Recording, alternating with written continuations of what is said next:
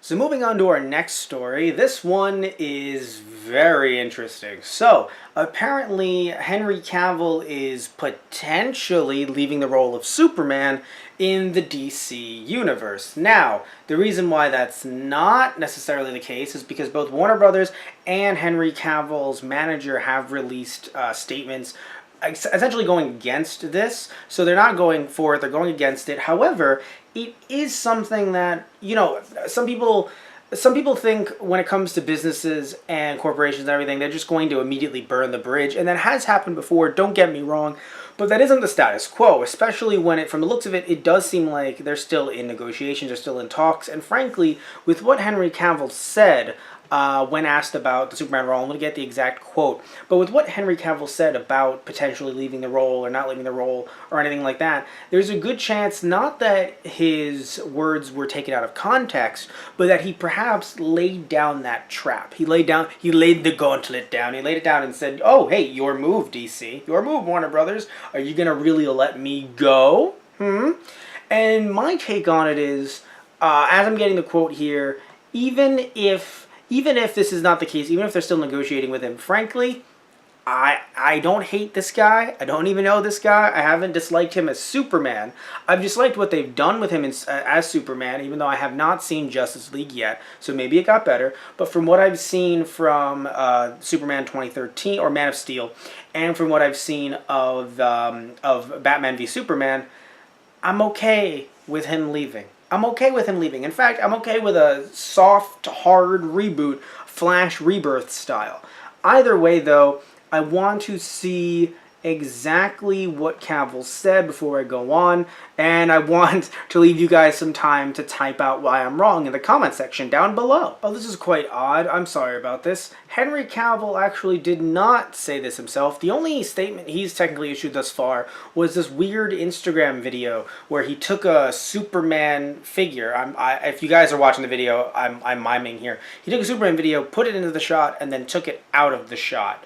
That's all. And he had a shirt that said Krypton Lifting Team. So he doesn't seem to be out of it, but there were sources. So we don't know. Again, these sources arguably are Warner Brothers maybe letting people, like trying to let the fans know, like, no, we love Henry Cavill, and trying to, that's interesting. So maybe I don't know what their play here is, because these are sources, and for all we know, these are not sources that are from Warner Brothers directly trying to keep him around. Because the thing is, usually something like this, especially at this point in the negotiations, it's a power play. That's what it's supposed to be. It's supposed to be one side trying to tell the other side. So for all we know, this could have been Henry Cavill and his management, perhaps. We don't know who these sources are.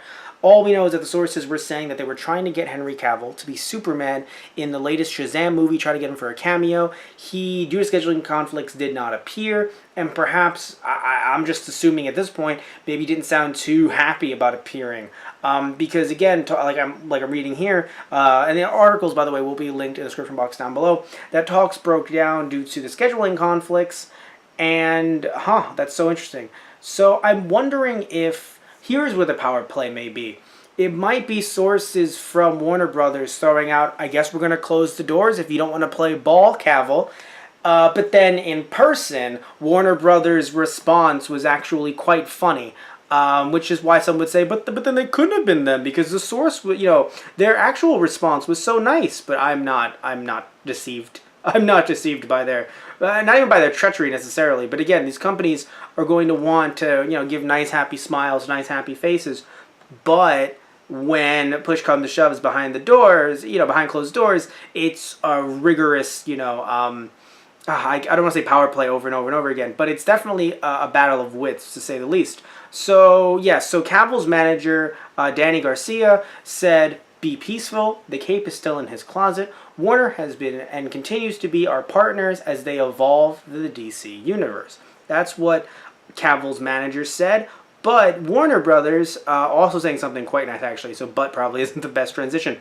They said, let's see over here, they had mentioned... Alright, so I got the Warner Brother rep saying, while no decisions have been made regarding any upcoming Superman films, we've always had great respect for and a great relationship with Henry Cavill, and that remains unchanged. So they don't want to say GTFO Cavill, and Cavill's manager isn't going to say, get him in here, we'll give him the pile driver. None of that, right? Because they're trying to do business.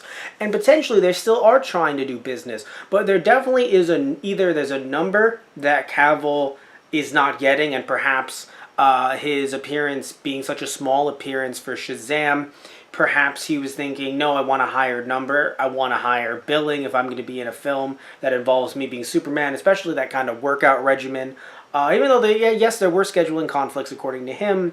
So, but again, I don't know if that's true. Because, I'm not saying it isn't true, but at the same time, his role in Shazam probably would not have been such a large one that he couldn't have gotten there unless, again, he had to go through a weight training, regimen, losing weight, gaining muscle mass, all that stuff. That does take some time. Also, I hear shaving your mustache is pretty difficult.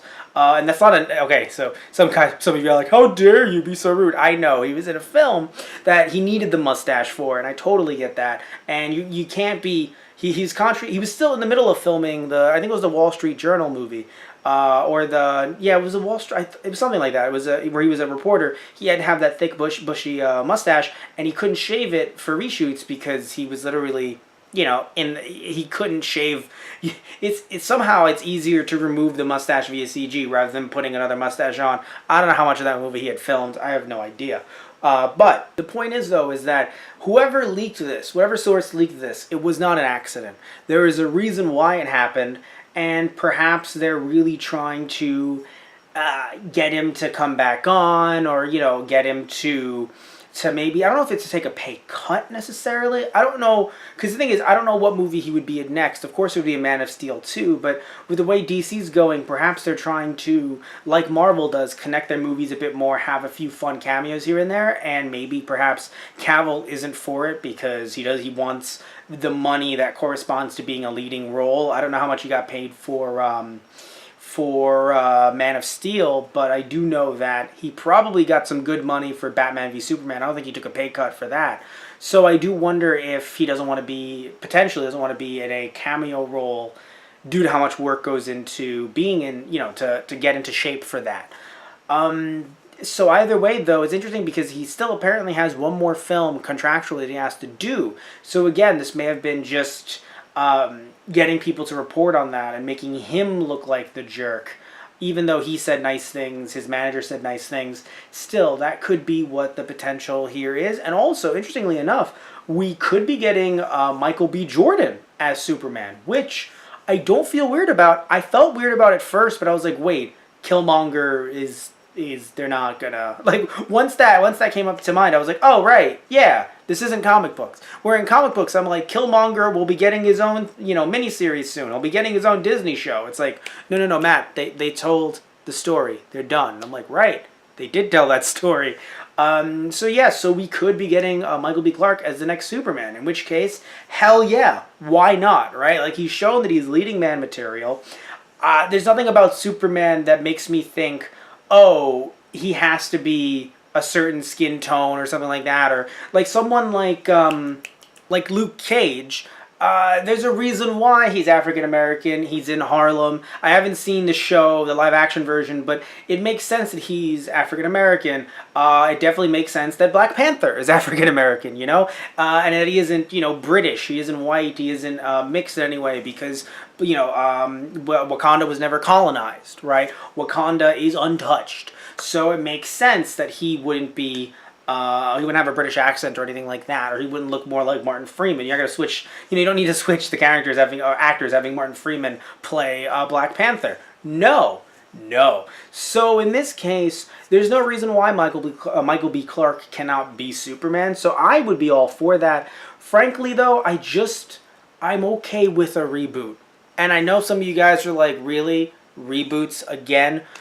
I just think we can take a break. I think we can take a little bit of a break. I think Wonder Woman did well. I hope the new Joker movie is going to do well. I really enjoyed that from what I've seen thus far. Suicide Squad did not do well. There's rumors of this Harley Joker movie. Again, if they do that, I'd rather it be separate and not really tied into Suicide Squad as much. Maybe keep the same actors. Maybe don't, right? Maybe don't bring back Jared Leto. I just feel as if when it comes to this DC universe that they've created, they rushed, they did too much too fast. Marvel had 10 years to do everything they did to lead up to Infinity War. DC had they had 4 years, which it's crazy to think that it was only 4 years, but it really was, because we had Man of Steel in 2013, I believe. I'll check right now, but I'm pretty sure that was in 2013. Then we had Batman v Superman in 2015, and then in 2017 we had Justice League, and it's like, that's not a lot of time. It is a lot of time in the sense that, yes, it's not a year, it's not 2 years, but when you have Marvel going for 10 years, going at their own pace, and they've released a lot of movies too, don't get me wrong, but going at their own pace to release something like Infinity War, or even with how long it took Marvel to release Avengers, it was 4 years, but they did have a lot of movies in that time frame to actually build up the Avengers. And there's also, depending on what version of the Avengers you're going with, there's a smaller core team of the Avengers than there are with something like Justice League, where usually, from what I remember, there's about 7 people in the Justice League, maybe 5 to 7. And other than having Batman and Superman already established, they just jumped into a movie. They were like, yeah, let's just throw in a bunch of characters, and also not having the Flash be the Flash from the TV show. That was definitely an issue, in my opinion. And I haven't even seen much of that Flash, but it just would have made sense to tie it in. And frankly, the fact that you have a Marvel universe that, even though we haven't seen Daredevil in Infinity War yet, although damn it, we should in the second part. Even though we haven't seen Daredevil yet, we haven't seen a bunch of people from the television series all scattered. I don't think we'll be seeing what was it? I forgot their names already. We won't be seeing Inhumans, probably, in Infinity War Part 2. But I still think that it would... By the way, Man of Steel was 2013. So yeah, 2013. I still feel as if having that connection, even though it's a small one, having that connection is beautiful. Having the Marvel Universe change around the show, having Daredevil reference the fact that, oh yeah, our place got destroyed, or the attack in Manhattan really screwed things over, it really makes you go, oh, so that's where this fits, that's where that fits. I mean, Agents of S.H.I.E.L.D. changing. I remember that there was a Hydra. I haven't seen much of Agents of S.H.I.E.L.D., but I remember that there was a Hydra episode, or a Hydra plot. And it makes sense, because that's what's going on in the movies at the time. It's a great tie-in, and something that DC definitely is not trying to, is really just screwing them. I think they're shooting themselves in the foot, really. And before we wrap things up, just want to see here. So yeah, Batman v Superman Dawn of Justice, 2016. So that was a 3-year gap. And then all of a sudden, the same year we got Suicide Squad. And then the year after we got Wonder Woman. And the same year, 2017, we got Justice League. So yeah, that was a real quick rush there, guys. Like a year after your Batman v Superman film, that I'm not saying it was good, but it was supposed to be their big team over thing. It's like, but guess what? You're getting Justice League, and it's like, all right. And then that had all that, those issues there. And also, funnily enough, another thing too that I should say, another reason why I think DC should stop, rethink what they're doing, and chill a little bit. I don't know the budget yet for this new Joker movie, but from the looks of it, from what we've seen thus far, it seems to be a very low-budget affair. Now, they do have Robert De Niro on, they do have Joaquin Phoenix, and they also end up, they seem to be potentially getting in Alec Baldwin. So there is money going there, don't get me wrong, but I do think that having an ensemble cast with actors who... they're not actors, like, I'm not trying to say anything bad about people that have been in Marvel films, but normally, when I would see an actor who's a main character in a Marvel film, they may have had an illustrious career, but they were making a comeback, which potentially meant that they weren't getting hundreds of millions of dollars or millions and millions of dollars, just, small millions of dollars. You look at someone like, like Robert Downey Jr. I don't know how much he made for Iron Man, but obviously it's more now than it used to be. Someone like Tom Holland probably is not making as much as, as Robert Downey Jr. But when you look at the Justice League cast, and just the in general in some of these movies, how does it look like Batman v Superman? It's like Henry Cavill already was in Man of Steel, so of course he's making more. Ben Affleck is Ben Affleck, so he's going to ask for a lot of money. And then you have Justice League come out, and you see, not just in terms of the actors, but also I assume in terms of the amount of CG that was used in it as well. It's one of the most expensive movies ever made. And looking at the budget here, the budget was 300 million, but I believe it ballooned up to 500 million or something close to that due to the marketing campaigns. Seeing, not trailers, seeing posters for this in Times Square, which I saw when the Justice League was coming up, and it's just kind of funny because it's like, look, I know you guys need to market yourselves, but who doesn't Justice League is Justice League. That's a huge thing.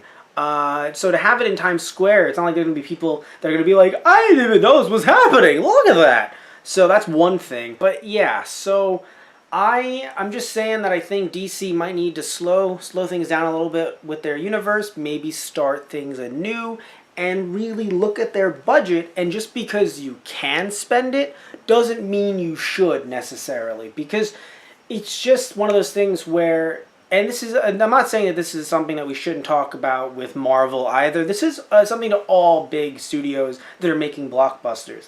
It's really disheartening for me to see a movie make 300, no, it's not 300 million, sorry, that was the budget. The movie to make $657.9 million. So that's close to $700 million. That is double its budget, but still, that's not enough to call this movie profitable. That's insanity. And I know probably not all that money is allocated to, not all that money has been made with the US market. With overseas markets, you could make more, you can have more people go to those, but you get less money in ticket sales. I do know that. But it's still frustrating to see that these movies have made so much money at the box office, but compared to their ballooning budgets, they're barely making a profit to DC. That's just not good. Like, you shouldn't. I just cannot believe that there's a business model. And again, you can say this about every blockbuster movie, I know. But that there's a business model that says, if we didn't make $1 billion, I guess we haven't broken even. It's like, what's going on here? I'm snapping my fingers, by the way, if you're listening to this. What? I'm trying to wake someone up. Maybe it's me, I don't know. Maybe I'm not seeing the bigger picture here, but they gotta try to slim down their budgets. And if that's slimming down some of the CG action fights, so be it. You can have fights, but they don't have to all be CG action fights. And also, maybe, just maybe, you hire some actors that aren't as big name, that also, not only, yes, carrying a big name actor is a good thing, but we've seen time and time again, I think, recently, and it's something that maybe some of these executives need to get, I don't know, just drilled into their head. You gotta tell it to them over and over and over again. But the idea that a name will drag someone to a movie, it's just not the case anymore, right? Like, I'm not saying something won't intrigue me if someone that I like is in a film, don't get me wrong, but I do not believe that in 2018 and 2019 going forward, if there's an actor that you enjoy, you're going to immediately throw down all your money either in a movie theater or buy it on DVD, Blu-ray, or wherever, just because one actor is in it. Now, again, I know a lot of people out there like their actors. I like some actors too, right? A lot. Like, if Mark Hamill's in something, like, my ears will go up. I'll be like, oh, maybe I'll check it out. But that doesn't immediately make the sale if Mark Hamill is, like, eating cereal for 2 hours. I mean, at the very least, you have to cut that down to about, like, 1:35 at least. Then I'll watch it. But for 2 hours, it's like, I don't know. I don't know if I want to see him eating cereal for 2 hours. That probably shouldn't be where I end this. So, wrapping everything together, I understand, that there's a struggle here to try to keep Henry Cavill on. Hell, they paid for him to have one more movie appearance, so damn it, he should have one more movie appearance. But I don't think it would be beneficial to have him in the universe going forward. If this is where they part ways, frankly, I think it's okay. I think it's a good thing. And I just think that perhaps we should have a soft reboot, maybe Flash Rebirth-esque. Just something tiny. Because I think that we've done enough with this universe so far. The fact that Cavill's been in 3 Superman movies as Superman, and only one of them has been him as Superman. I don't know. I don't know if he's happy with it. Again, I'm not shitting on him personally. It's just, I think it's time. I think it's time. I think DC needs to regroup. Tell me what you guys think in the comment section down below.